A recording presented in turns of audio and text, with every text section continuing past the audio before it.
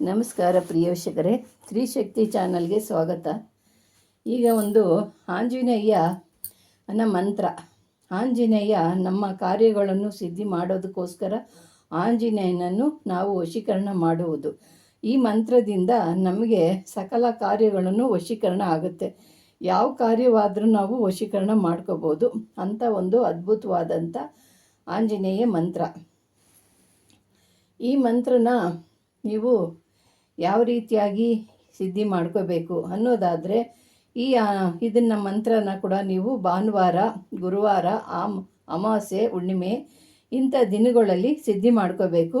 ಇಲ್ಲ ಅಂದಾಗ ನೀವು ಒಂದು ಶುಭವಾದ ದಿನಗಳಲ್ಲಿ ಮಾಡ್ಬೋದು. ಈಗ ಇಂಥ ದಿನಗಳಲ್ಲಿ ಮಾಡಿದ್ರೆ ಇದಕ್ಕೆ ವಿಶೇಷವಾದಂಥ ಶಕ್ತಿ ಪ್ರಾಪ್ತವಾಗುತ್ತೆ. ಅದರಿಂದ ನಿಮಗೆ ಈ ಮಂತ್ರಗಳು ನಾವು ಅಮಾವಾಸ್ಯೆ, ಹುಣ್ಣಿಮೆ, ಗ್ರಹಣ ಇದನ್ನು ಈ ಗ್ರಹಣ, ಸೂರ್ಯಗ್ರಹಣ, ಚಂದ್ರಗ್ರಹಣದಲ್ಲಿ ಅಂತ ಹೇಳೋದು.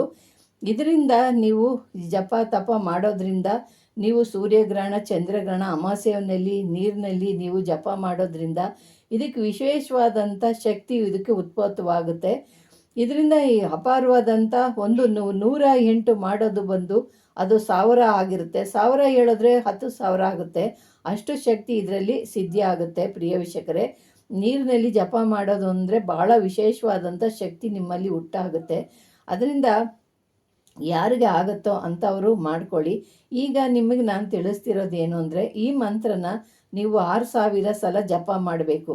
6000 ಸಲ ಜಪಿಸಿದ್ರೆ, 6000 ಸಲ ಜಪ ಮಾಡಿದ್ರೆ ನಿಮಗೆ ಸಿದ್ಧಿ ಆಗುತ್ತೆ.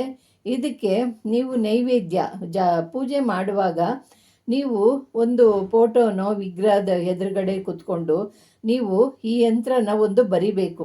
ಒಂದು ತಾಮ್ರ ರೇಖನಲ್ಲಿ ಆಂಜನೇಯನ ಒಂದು ಆಕಾರ ಬರೆದು 2 ಕೈಗಳನ್ನ ಅದನ್ನು ಬರಿಬೇಕು. ಆಂಜನೇಯನ ನೀವು ಯಾವುದೋ ಒಂದು ರೀತಿಯಲ್ಲಿ ಆಂಜನೇಯನಂತೆ ಬರೀರಿ. ಸಂಪೂರ್ಣವಾಗಿ ಬರ್ದಿಲ್ಲ ಅಂದ್ರೂ ಆಂಜನೇಯ ಅಂದ್ಬಿಟ್ಟು ಒಂದು ರೇಖನಲ್ಲಿ ಬರ್ಕೊಳ್ಳಿ. ಬರೆದುಬಿಟ್ಟು ಆಂಜನೇಯನ 2 ಕೈಗಳು ಇರುವಂತೆ ನೀವು ಹನುಮಂತನ ಬರಿಬೇಕು. 2 ಕೈಗಳು ಇರೋ ಹಂಗೆ ನೀವು ಹನುಮಂತನ ಬರಿಬೇಕು. ಒಂದು ಆಶೀರ್ವಾದ, ಒಂದು ಅಭಯಾಸ್ತ್ರ ಅಂತಾರಲ್ಲ, ಆ ರೀತಿಯಾಗಿ 2 ಕೈಗಳು ಇರೋ ಹಂಗೆ ಹನುಮಂತನ ಬರಿಬೇಕು. ಬರೆದಾದ್ಮೇಲೆ ಅದನ್ನು ಪೂಜೆಗಿಡಬೇಕು. ಪೂಜೆಗಿಟ್ಟು ಅದನ್ನು ಇದಕ್ಕೆ ಬೀಜಾಕ್ಷರಗಳನ್ನ ಹಾಕಬೇಕು.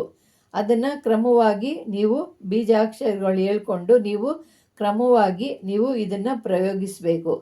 ಇದರಿಂದ ನಿಮಗೆ ಸರ್ವ ಕಾರ್ಯಗಳನ್ನು ಕೂಡ ಜಯವಾಗುತ್ತೆ. ನಿಮಗೆ ಜನವಶ್ಯ ಆಗುತ್ತೆ. ಸರ್ವ ಕಾರ್ಯವೂ ವಶ್ಯಕರಣವಾಗುತ್ತೆ. ಎಲ್ಲ ಕೆಲಸಗಳಲ್ಲಿನೂ ಕೂಡ ಜಯವಾಗುತ್ತೆ. ಪೀಡ ಪಿಚಾಚಿಗಳನ್ನ ನೀವು ಓಡಿಸ್ಬೋದು. ಪೀಡೆ ಪಿಚಾಚಿಗಳನ್ನ ಯಾವ ರೀತಿ ಓಡಿಸ್ಬೇಕು ಅಂದರೆ, ಇದನ್ನು 108 ಸತಿ ಮಂತ್ರಿಸ್ಬಿಟ್ಟು, ಈ ವಿಭೂತಿಯಿಂದ ಮಂತ್ರಿಸ್ಬಿಟ್ಟು ಯಾರಿಗೆ ನೀವು ಉಪಯೋಗ ಮಾಡಿ ಅವರಿಗೆ ನೀವು ಕೊಡ್ತೀರೋ, ಎಂಥ ಭೂತ ಪ್ರೇತಗಳಿದ್ರು, ಅವೆಂಥ ಬ್ರಹ್ಮ ರಾಕ್ಷಸಿಗಳಿದ್ರು, ಎಂಥ ಡಾಕಿನಿ ಶಾಕಿನಿಗಳಿದ್ರು ಕೂಡ ಅವ್ರ ಮೈನ ಬಿಟ್ಟು ಓಡೋಗುತ್ತೆ. ಆ ರೀತಿಯಾದಂಥ ಮಂತ್ರ ಇದು. ನೀವು ಇದನ್ನು ಹೇಳ್ಕೊಂಡು ಕಾರ್ಯ ಮಾಡುವಾಗ ಮಾತ್ರ 108 ಸತಿ ಹೇಳ್ಕೋಬೇಕು. 108 ಸತಿ ಹೇಳ್ಕೊಂಡು ಯಾರಿಗೆ ಭೂತ ಪ್ರೇತ ಮಾಟ ಮಂತ್ರ ಏನಾಗಿದೆಯೋ ಅದನ್ನೆಲ್ಲ ಈ ಮಂತ್ರದಿಂದ, ಈ ವಿಭೂತಿಯಿಂದ ಮಂತ್ರಿಸ್ಬೋದು. ಮಂತ್ರಿಸಿ ಅವರಲ್ಲಿರೋಂಥ ದುಷ್ಟಶಕ್ತಿಗಳನ್ನ ದೂರ ಮಾಡ್ಬೋದು. ಇದನ್ನು ಮಾಡೋದ್ರಿಂದ ಇದು ಬಹಳ ನಿಮಗೆ, ಒಂದು ಮಂತ್ರಿಕರಾದರೆ ನಿಮಗೆ ಇದರಿಂದ ಹಲವಾರು ಕಾರ್ಯಗಳು ಮಾಡ್ಬೋದು.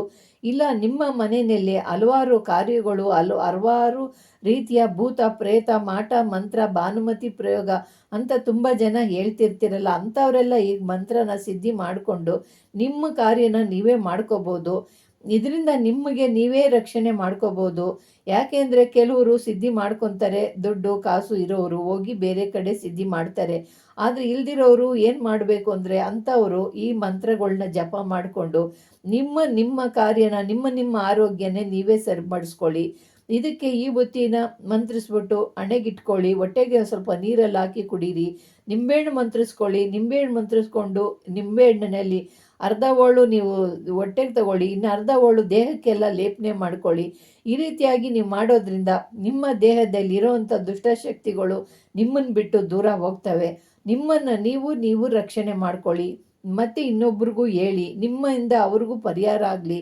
ಕೈಲಾಗದಿರೋರು ಎಷ್ಟೋ ಜನ ನರಳುತ್ತಿದ್ದಾರೆ, ಅಂಥವ್ರಿಗೆಲ್ಲ ಇವ್ರಿಗೆ ಪರಿಹಾರ ಸಿಗಲಿ ಅಂತ ಇವತ್ತು ನಾನು ಹೇಳ್ತಿದ್ದೀನಿ. ಯಾಕೆಂದರೆ ದುಡ್ಡಿರೋರು ಎಲ್ಲೋ ಹೋಗಿ ಒಂದು ಪರಿಹಾರ ಮಾಡ್ಕೊಂಬರ್ತಾರೆ. ದುಡ್ಡಿಲ್ದಿರೋರು ಏನು ಮಾಡ್ತಾರೆ, ಅವರು ಪಾಪ ಕೂಲಿ ನಾಲಿ ಮಾಡೋ ಅಂಥವ್ರು, ಅವ್ರಿಗೆ ದುಡ್ಡಿರೋದಿಲ್ಲ, ಪ್ರಾಣ ಹೋಗುತ್ತೆ, ಪ್ರಾಣ ಹೋಗೋದು ಒಂದೇ ಅವ್ರ ಜೀವನ. ಇನ್ಯಾಕೆಂದರೆ ಪರಿಹಾರ ಮಾಡ್ಕೊಳ್ಳೋ ಶಕ್ತಿ ಅವ್ರಿಗಿರೋದಿಲ್ಲ. ಅದರಿಂದ ಅವರು ಉಳಿಬೇಕು ಅಂದಾಗ ಇಂಥ ಮಂತ್ರಶಕ್ತಿಗಳನ್ನ ಮಾಡಿಕೊಂಡು ಪರಿಹಾರ ಮಾಡಿಕೊಂಡ್ರು ಅಂದರೆ ನಾವು ಹಾಕಿದ್ದು ಕೂಡ ಸಾರ್ಥಕವಾಗುತ್ತೆ. ನಮಗೂ ಇಂಥದ್ದೆಲ್ಲ ಒಂದು ಸಂಸಾರ, ಒಂದು ಜೀವ ಉಳಿಸ್ತಿದ್ದೀವಲ್ಲ ಅನ್ನೋದು ನಮಗೂ ಒಂದು ಅದರಲ್ಲಿ ಒಂದು ನೆಮ್ಮದಿ ಸಿಗುತ್ತೆ.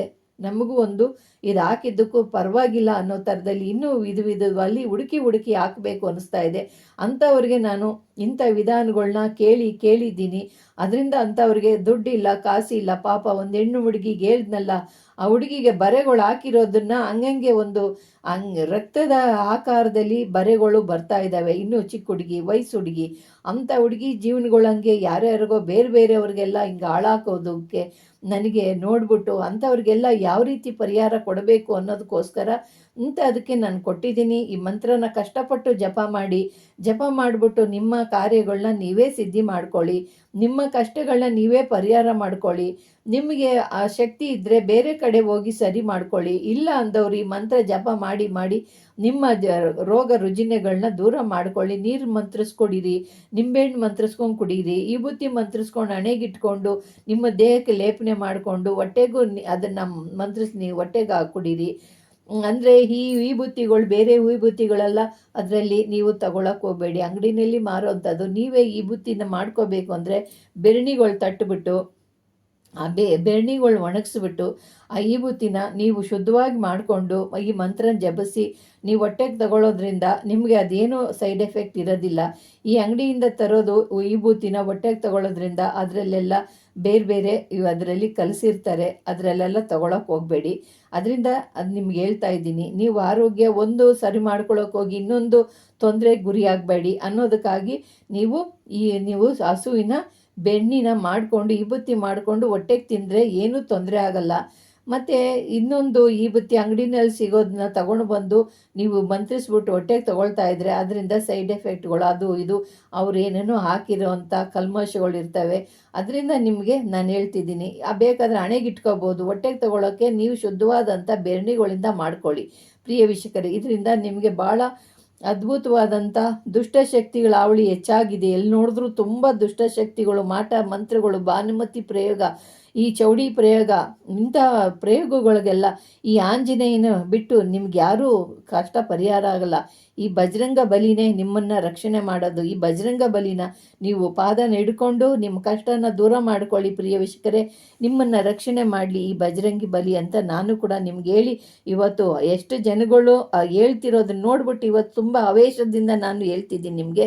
ಯಾಕೆ ಅಂದರೆ ಜನಗಳು ನಾವು ಮಾತ್ರ ಚೆನ್ನಾಗಿರ್ಬೇಕು, ಇನ್ನೊಬ್ರು ಹೆಂಗನ ಆಗೋಗ್ಲಿ, ನಾವು ಮಾತ್ರ ಬದುಕಬೇಕು ಅನ್ನೋ ಬುದ್ಧಿ ಇದ್ದಾವೆ. ಆದರೆ ಎಂತೆಂಥ ಜನಗಳು ಇದ್ದಾರೆ ನೋಡ್ತಾ ಇದ್ದೀನಿ. ಒಬ್ಬರು ಬದುಕ್ತಾ ಇದ್ದರೆ ಅವ್ರನ್ನ ಆ ಕೆಲಸನ ಹಾಳು ಮಾಡೋದು, ಅವ್ರಿಗೆ ಕಟ್ಟೋದು, ಇದೆಲ್ಲ ಮಾಡಿ ನಾವು ಬೆಳಿಬೇಕು ಅಂತ ಮಾಡ್ತಿದ್ದಾರೆ. ಆದರೆ ಇವೆಲ್ಲ ಕೆಟ್ಟದು. 2 ದಿವಸ ಮಾತ್ರ ಇರೋ ಜೀವನಕ್ಕೆ ಹಿಂಗೆಲ್ಲ ಮಾಡ್ತಾ ಇದ್ದಾರೆ. ಅವೆಲ್ಲ ಅವ್ರಿಗೆ ತಿರುಗುಬಾಣ ಆಗುತ್ತೆ ಪ್ರಿಯ ವೀಕ್ಷಕರೇ. ಆದರೆ ನಾನು ಎಷ್ಟೋ ಜನಗಳು ವಿಷಯಗಳು ತಿಳ್ಕೊಂಡಿದ್ದೀನಿ. ಆದರೆ ನಿಮಗೋಸ್ಕರ ನಾನು ಇದೊಂದೆಲ್ಲ ಹೇಳ್ತಿದ್ದೀನಿ, ತಿಳ್ಕೊಳ್ಳಿ. ನಿಮ್ಗೆ ಇಷ್ಟವಾದರೆ ಲೈಕ್ ಮಾಡಿ, ಶೇರ್ ಮಾಡಿ, ಸಬ್ಸ್ಕ್ರೈಬ್ ಮಾಡಿ. ನಮಸ್ಕಾರ.